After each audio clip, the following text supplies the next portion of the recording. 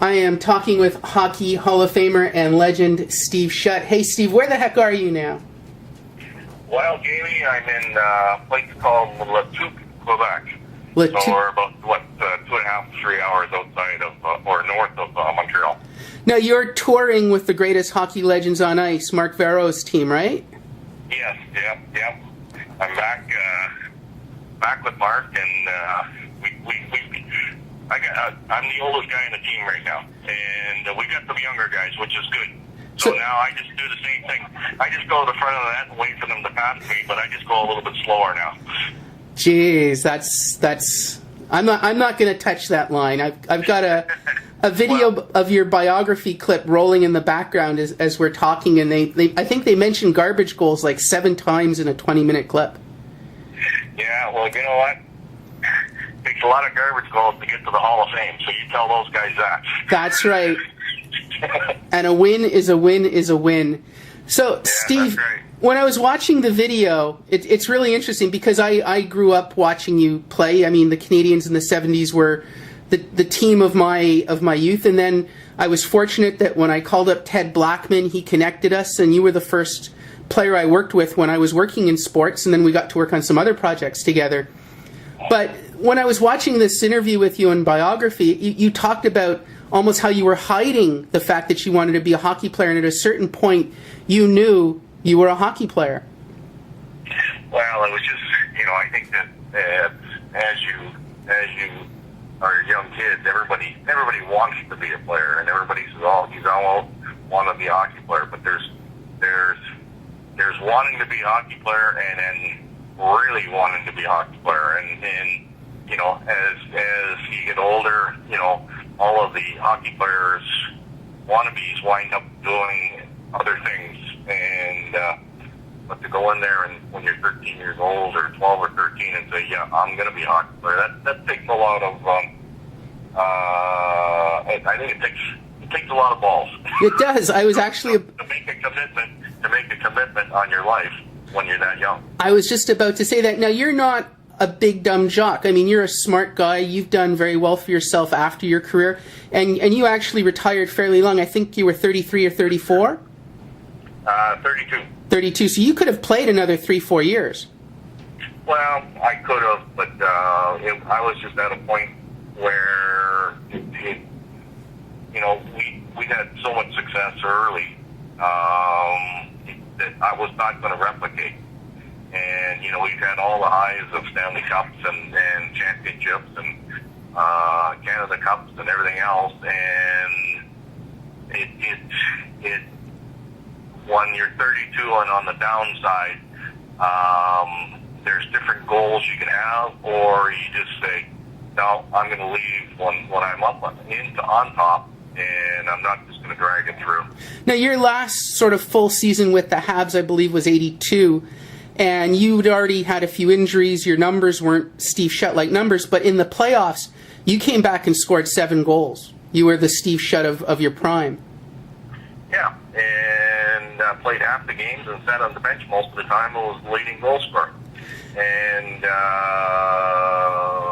but, at that time, the Canadians have decided, with Jacques Demers' coach, they were going to go into the defensive trap system, which both myself and Lafleur are, we just can't play that. We couldn't play that system. Yeah. And so it was, you really could see the writing on the wall that they weren't going to base their teams around their team on 2 older guys. They were going to go forward on a different direction, and it was time to leave.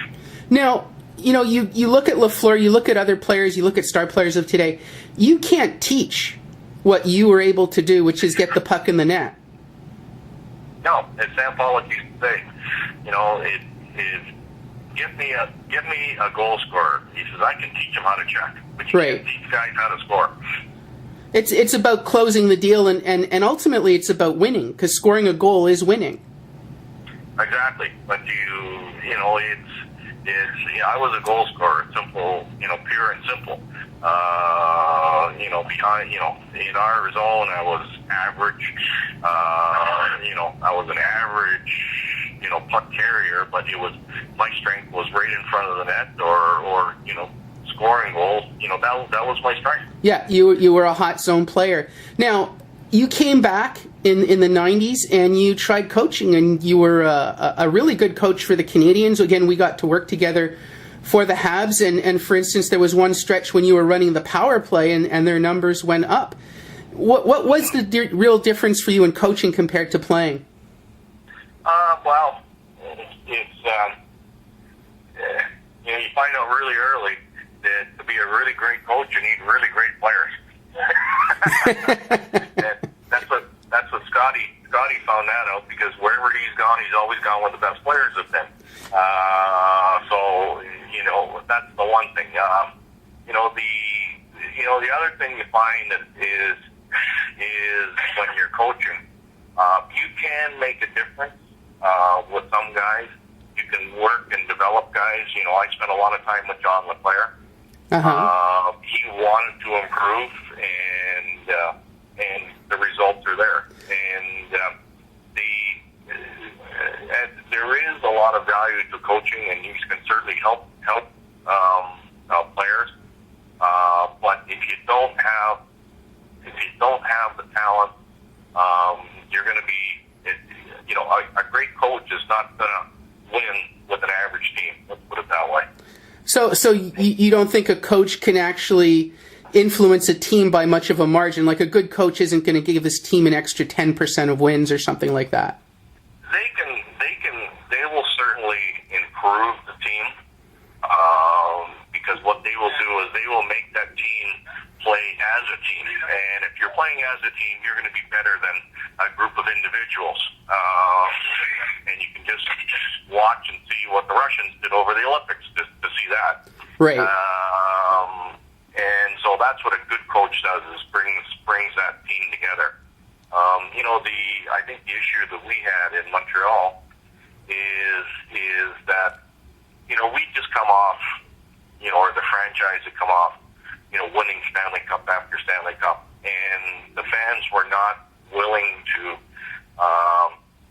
accept that we had, at that point, a fairly average team. And that we didn't really have a Stanley Cup championship team. We had a team that, could get in the us, and if we got lucky, could win, one or two rounds. But we didn't have the team to go the third or semifinals or finals with right into the Stanley Cup finals, and they just couldn't accept that. I think the fans are at the point right now where they do realize right now that between the top and the bottom team, there's really not that much difference. The top teams, there is a couple of teams there that are favorites, but right now, when you get in the playoffs, anybody could win. Oh, absolutely. I think Los Angeles won the Cup when they were 8th seeded. Exactly. So there's parity in the league. And so, but again, we were looking at that era when, the bottom team was coming in and beating us, and then, So, I think your phone's cutting out there. Are you still there? Oh, we've lost Steve. Hold on a second.